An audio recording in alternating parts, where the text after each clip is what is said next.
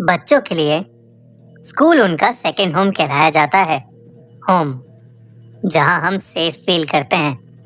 पर तब क्या होगा अगर हम वहां भी सेफ ना हो?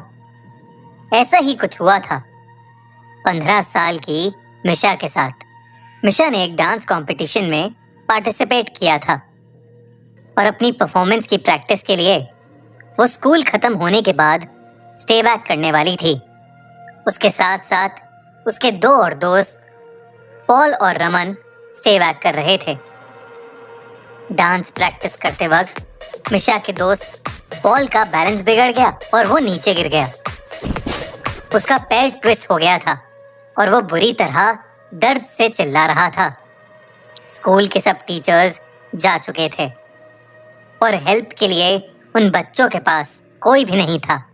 तभी मिशा भागकर मेडिकल रूम गई, पर वहां भी तब तक ताला लग चुका था। उसी वक्त मिशा को लगा कि जैसे कोई उसके पीछे से ऊपर गया है। वो मुड़ी तो उसे एक परछाई ऊपर जाते दिखी। मिशा को लगा कि शायद स्कूल स्टाफ में से कोई तो अभी भी स्कूल में है और इसीलिए मिशा उसे रोकने के लिए उसके पीछे भागी। मिशा स्कूल के 3rd फ्लोर पर आ चुकी थी। उस फ्लोर पर स्कूल स्टाफ के अलावा किसी का भी जाना मना था। मिशा पहले तो वहीं सीढ़ियों के पास खड़ी आवाज लगाने लगी, पर उसे कोई जवाब नहीं मिला, इसलिए वो थोड़ी आगे गई। उसने देखा कि उस फ्लोर पर सिर्फ एक ही रूम था और उस पर भी ताला लगा हुआ था। मिशा को कुछ समझ नहीं आया, तो वो उस परछाई को अपने मन का वहम समझकर वापस जाने लगी। लेकिन तभी उसे एक अजीब सी आवाज आई। जब मिशा ने पलटकर उस कमरे की तरफ देखा तो उस दरवाजे पर जो ताला लगा था वो टूटकर नीचे गिरा हुआ था। मिशा एकदम से चौंक उठी। वो उस रूम के अंदर गई। उसे दिखा कि एक आदमी खिड़की की तरफ मुंह करके खड़ा है।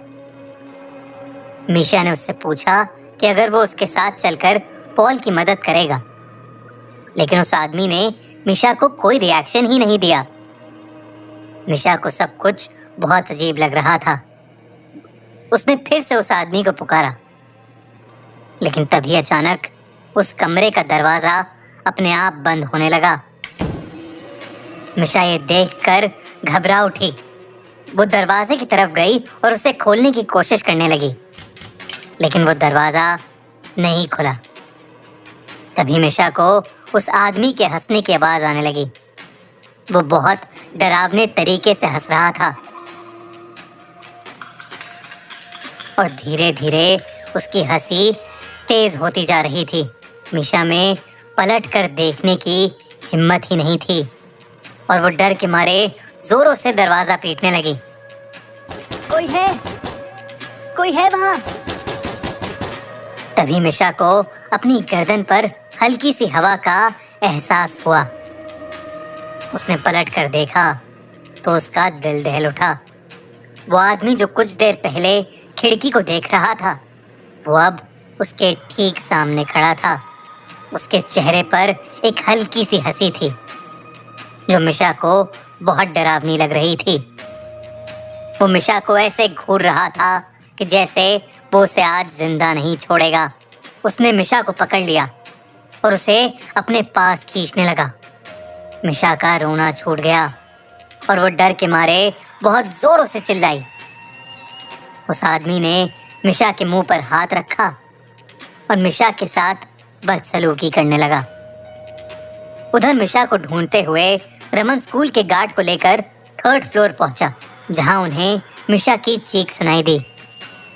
वो जल्दी से उस कमरे में गए और उन्होंने देखा कि मिशा जमीन पर बैठी रो रही है और उसके आसपास कोई भी नहीं है। उसकी शर्ट ऊपर से थोड़ी फटी हुई थी और उसके चेहरे पर चोट के निशान थे। उसने सबको अपने साथ हुआ पूरा किस्सा बताया। मिशा के साथ हुए इस हादसे को सुनकर स्कूल गार्ड का चेहरा बिल्कुल पीला पड़ गया।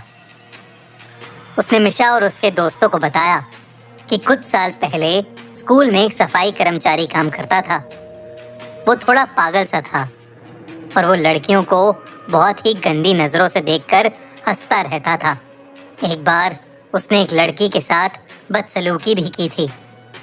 उस लड़की ने जब उसकी कंप्लेंट की तो स्कूल की प्रिंसिपल ने उसे हमेशा हमेशा के लिए नौकरी से निकाल दिया।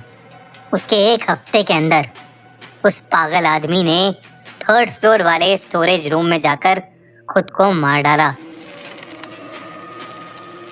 उसकी मौत का काफी दिनों तक किसी को पता ही नहीं चला था। उस आदमी की बॉडी बहुत ही डरावनी हालत में पाई गई थी और तब से उसकी आत्मा उसी कमरे में भटक रही है। इसीलिए स्कूल के 3rd फ्लोर पर किसी का भी जाना बंद है।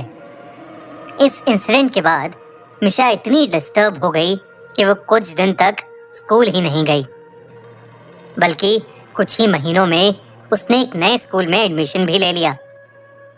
लेकिन वो कभी भी उस भयानक आदमी की वो डरावनी हंसी नहीं भूल पाएगी।